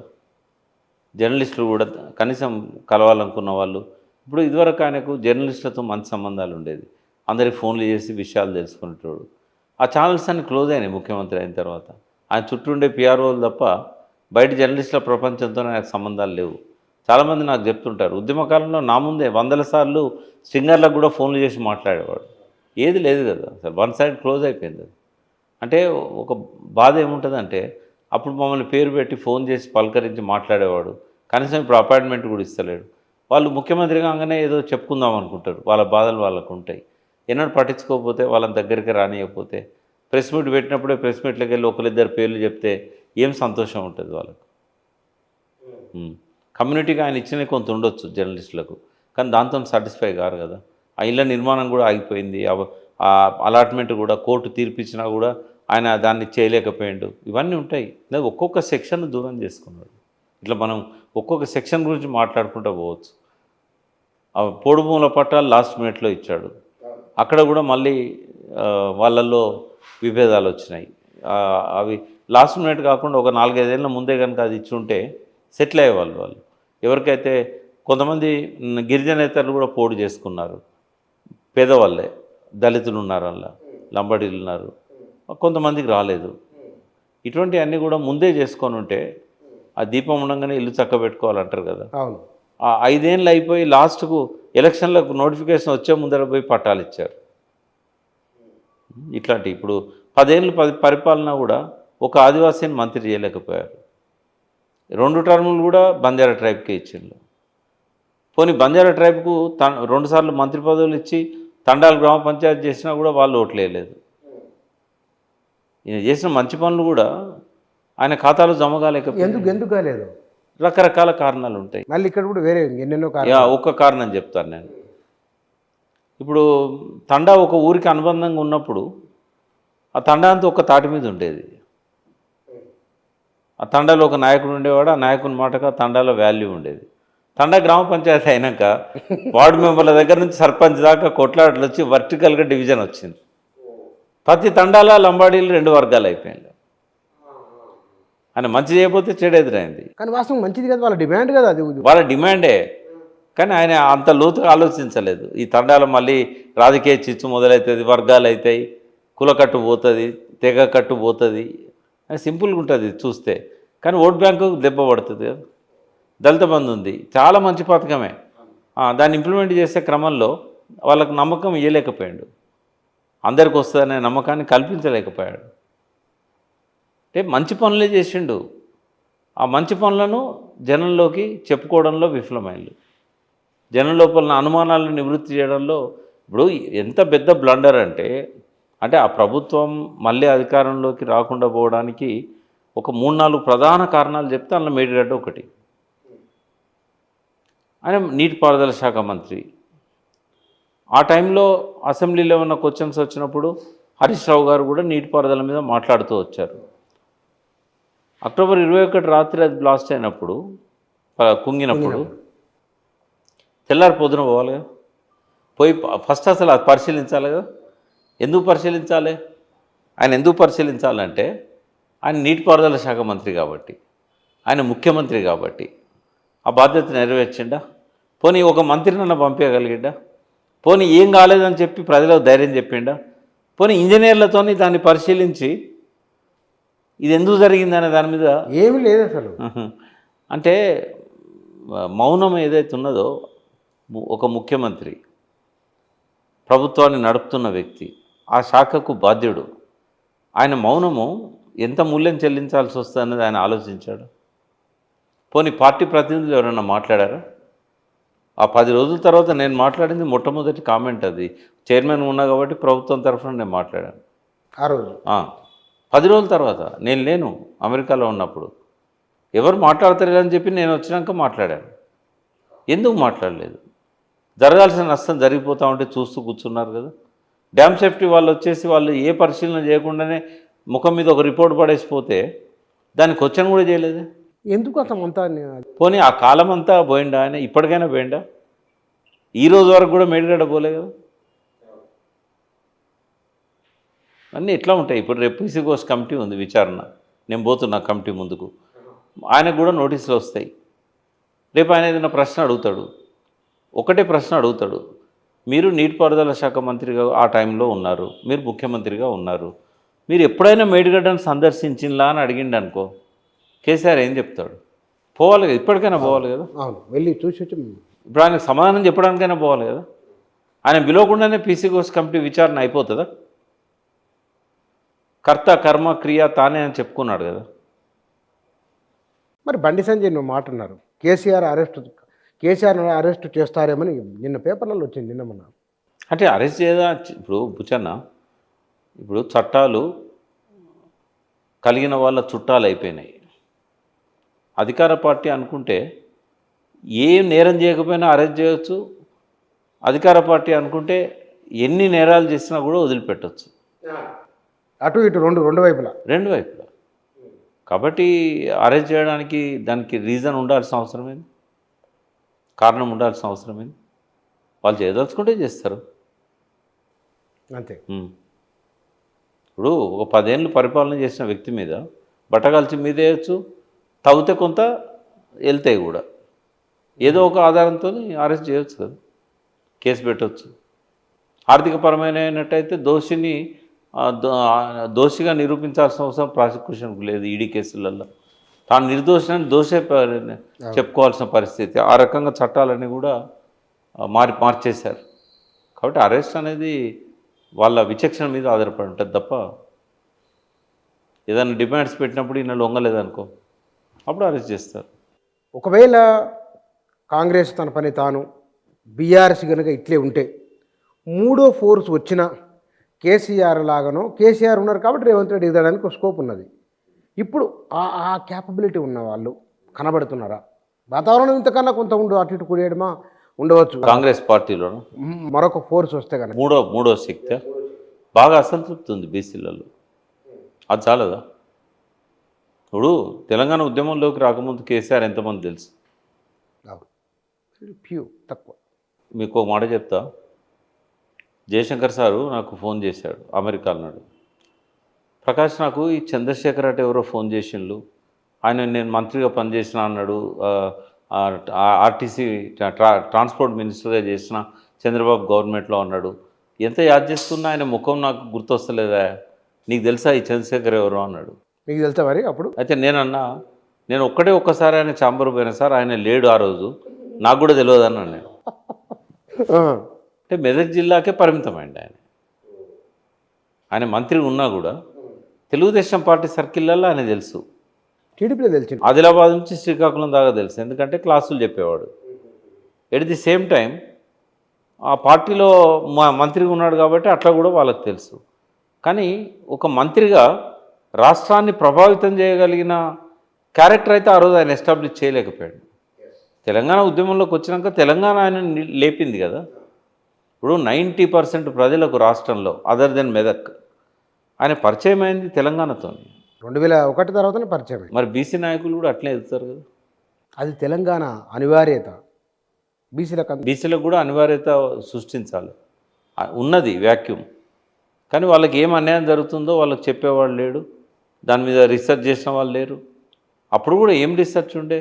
ఇప్పుడు కేసీఆర్ గారు వచ్చే ముందు మేము ఒక 4 ఏళ్ళు జయశంకర్ గారి నేతృత్వంలో నేను, విఠలు, పాశం యాగిరి, గద్దరు, మేమందరం కూడా బాగా గద్దర్ అయితే ఒక పాట రాయడానికి ఎన్నో గెజిటీర్లను బయటికి తీసుకొచ్చి చదివిండు. ఆయనకు పాశం యాదగిరి, ఇన్నయ్య కావలసిన ఫ్యూయల్ ఇచ్చిండ్రు వాళ్ళు, మేము రాసిన వ్యాసాలు. లేకపోతే ఆయనకు కూడా ఒక్కొక్క విషయం మీద పట్టు ఎట్లొచ్చింది.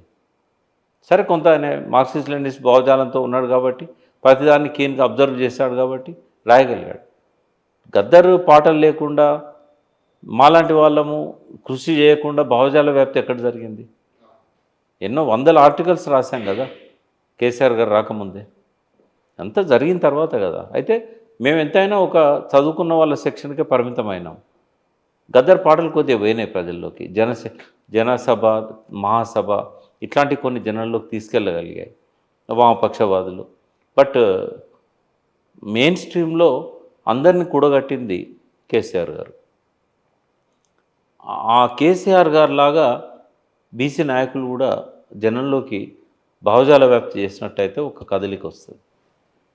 అది వచ్చిన తర్వాత యాచించే స్థాయి నుంచి శాసించే స్థాయికి తెలంగాణ ఎట్లా పోయిందో బీసీలు అట్లా పోతారు.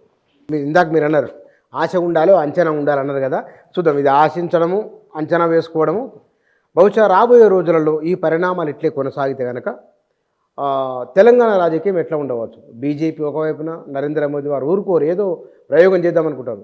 కేసీఆర్ ఇట్లే ఉండి కొంత మారుతను. మీ అంచనా ప్రకారం ఎట్లా తెలంగాణ రాజకీయం ఉండవచ్చు? కేసీఆర్ బయటకు వస్తాడని నేను అనుకుంటున్నా. కేసీఆర్ బయటకు వస్తాడు. ఈ అసెంబ్లీ సెషన్ పోయినా కూడా నెక్స్ట్ అసెంబ్లీ సెషన్ నాటికి ఆయన బయటకు వస్తాడు, ప్రజల్లోకి వెళ్తాడు. మళ్ళీ జరిగిన తప్పులు ఏవైతే ఉన్నాయో కొద్దిగా అన్యమనస్కంగానైనా ఆయనకి ఇష్టం లేకపోయినా కొన్ని ప్రజలకు చెప్పాల్సి వస్తుంది. ఇక పార్టీ కూడా ఒత్తిడి తెస్తుంది ఆయన మీద. అందరు పోతున్నారు కాబట్టి కనీసం ఇప్పుడైనా ఆయన రియలైజ్ అయ్యి బయటకు వచ్చి మళ్ళీ ప్రజాక్షేత్రంలో కనుక ఒక్కటి చెప్పగలుగుతా Buchanna, as on today. Revanth Reddy ముఖ్యమంత్రి కావచ్చు, చాలామంది మంత్రులు కావచ్చు, చాలామంది వదిలిపెట్టిపోవచ్చు, కానీ నంబర్ 1 పొలిటికల్ ఫిగర్ ఎవరంటే ఈనాటికి కూడా కేసీఆర్ తెలంగాణలో. ఆయన ఇవాళ కేవలం ఒక ప్రతిపక్ష నాయకుడు కావచ్చు, ఎమ్మెల్యే కావచ్చు, బట్ ఆయనకున్న ఫాలోయింగ్ ఇప్పుడున్న ఎవరికీ లేదు. ఆయన మాటకి ఇప్పటికి కూడా ఆయన ఒక గంట సేపు ఛానల్లో కూర్చుంటా అంటే అన్ని ఛానళ్ళు మూతపడతాయి. ఆ ఛానళ్ళే చూస్తూ ఉంటారు జనం అంతా. ఎక్కడికైనా పోయిండు అనుకో ఇప్పటికి 1000 మంది మళ్ళీ ఆయన చుట్టూ మూగుతారు. ఆయన ఏ హోటల్ దగ్గర ఆగినా కూడా ఒక గంట సేపట్లో 1000 మంది పోగవుతారు అక్కడ. అంటే క్రౌడ్ పుల్లర్ ఇప్పుడు మళ్ళీ ఆయనే. ఇవాళ క్రౌడ్ పుల్లర్ ఇంకా ఆయనే. కాబట్టి ప్రజాక్షేత్రంలో ఆయనకు తిరుగులేని ఫాలోయింగ్ ఉంది. బట్ దాన్ని ఉపయోగించుకోవాలి, దాన్ని పాజిటివ్గా మలుచుకోవాలి. ఆయన మీద వచ్చిన ఆరోపణలు, తప్పులు వీటన్నిటికి సమాధానాలు చెప్పగలగాలి. సరే, ఎలక్ట్రిసిటీ జ్యుడిషియరీ కమిషన్ పక్క పోయింది, బట్ పీసీ ఘోష్ కమిషన్ అది గర్జించాలి కాళేశ్వరం మీద. అక్కడ రాకముందు ఒకసారి మేడిగడ్డకు పోయి రావాలి, క్షుణ్ణంగా దాన్ని స్టడీ చేసి రావాలి. ఏ ప్రశ్న అడిగినా చెప్పగలగాలి, నా తప్పేం లేదని ఆయన నిరూపించుకోగలగాలి. మేము ఎంతమంది మీ పీసీ ఘోష్ కమిటీ ముందు చెప్పినా కూడా ఆయన చెప్పిన దానికి సమానం కాదు కదా. ఇవన్నీ చేయాలి కదా, ఇవన్నీ చేయాలి. తర్వాత ఈ ప్రభుత్వం చేస్తున్న తప్పులను న్యాయస్థానాలలో కూడా ఎండగట్టాలి, ప్రజాక్షేత్రంలో ఎండగట్టాలి. అసెంబ్లీలో వాళ్ళు సమర్థంగానే ఎదుర్కొంటున్నారు, ఆయన రోల్ లేకపోయినా కూడా వాళ్ళు చేస్తున్నారు. కానీ జనంలో కూడా దాన్ని బట్టబయలు చేయాలి. మొన్న మంచి అవకాశం ఇచ్చిండు ఏది రేవంత్ రెడ్డి, ఏది రైతు రుణమాఫీ సంబంధించి, ఆయన వాయిసే లేదు కదా దాని మీద. హరీష్ గారు బాగా మాట్లాడారు కానీ ఆయన మాట్లాడలేగా. అంటే ఒకవేళ ఆయన కనుక నోరు తెరవకపోతే రోజు రోజు కనుమరుగవుతాడు. నాయకుడు ఎప్పుడు ప్రజాక్షేత్రంలో ఉండాలి. అంటే ఇక్కడ కేసీఆర్ మీద ఒక అంచనా ఉన్నది, కేసీఆర్ మీద ఒక అంచనా రైజ్ అవుతారు అనే పాజిటివ్ అంశాలు చెప్పి నెగిటివ్ చెప్తున్నారు రేవంత్ రెడ్డిది.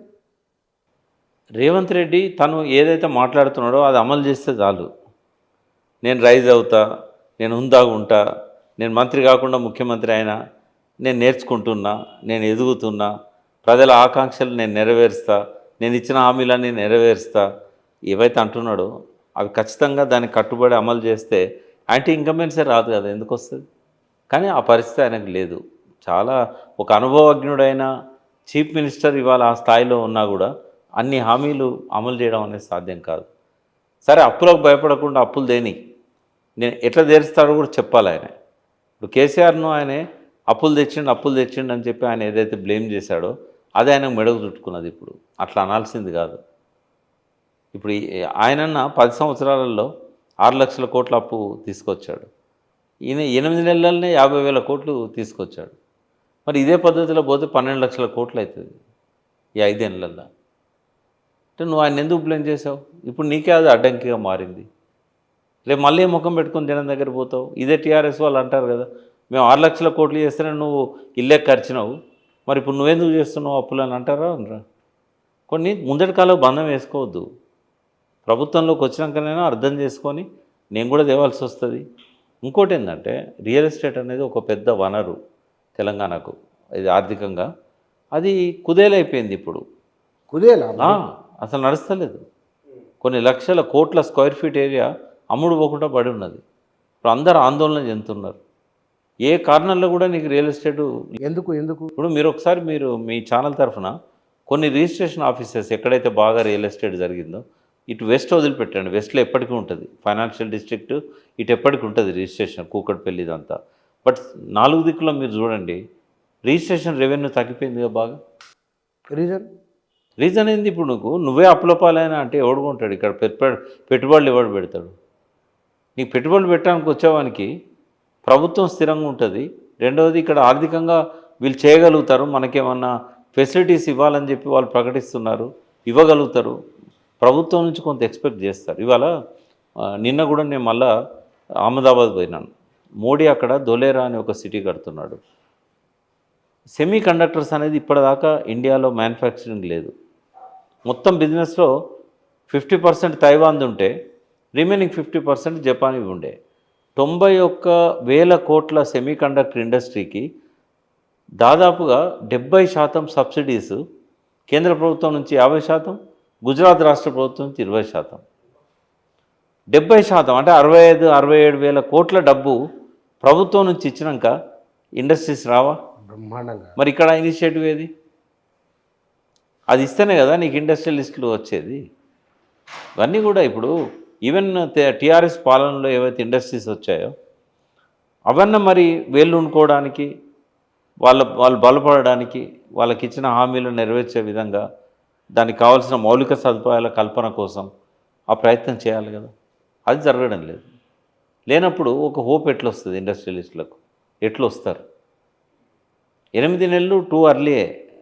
కానీ ఆ ప్రాసెస్ కంటిన్యూ కావాలి కదా. ఆయనే అంటాడు కదా న్యూక్లియర్ చైన్ రియాక్షన్ గవర్నమెంట్ అనేది అంటాడు కదా.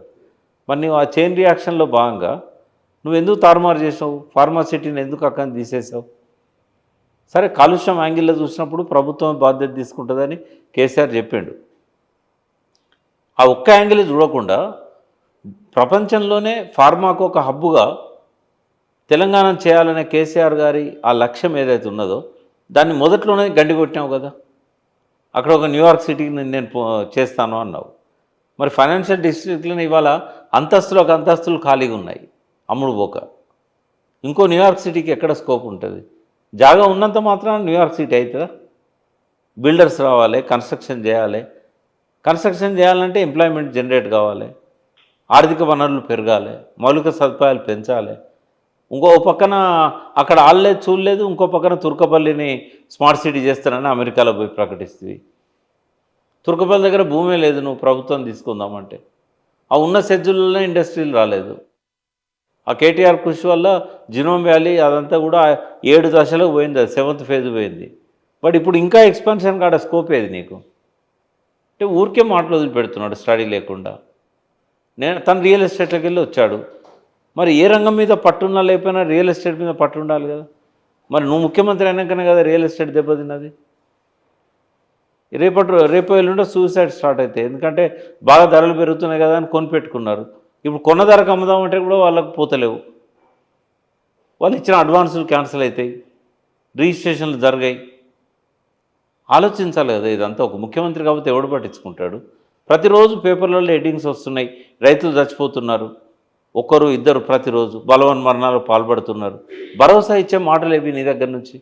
కౌలుదారులకు నువ్వు రుణం ఇది ఇస్తా అన్నావు, రైతు బంధు. మరి రైతు భరోసా కౌలుదారులకు ఇప్పుడు ఇచ్చినావా? లిస్ట్ ఉందా నీ దగ్గర కౌలుదారులది? ధరని ఎటు కాకుండా మధ్యలో ఆపేస్తుంది. దానివల్ల కూడా ఇప్పుడు అమ్మలేని కొనలేని పరిస్థితి వచ్చాయి. ఇవన్నీ కనబడుతున్నాయి కదా. ఇవన్నీ ఇట్లా ఉంటే రేవంత్ రెడ్డి ఎట్లా యాంటీ ఇన్కంబెన్సీ రాకుండా ఎట్లా ఆపుకోగలుగుతాడు? చూద్దాం sir. Thank you very much.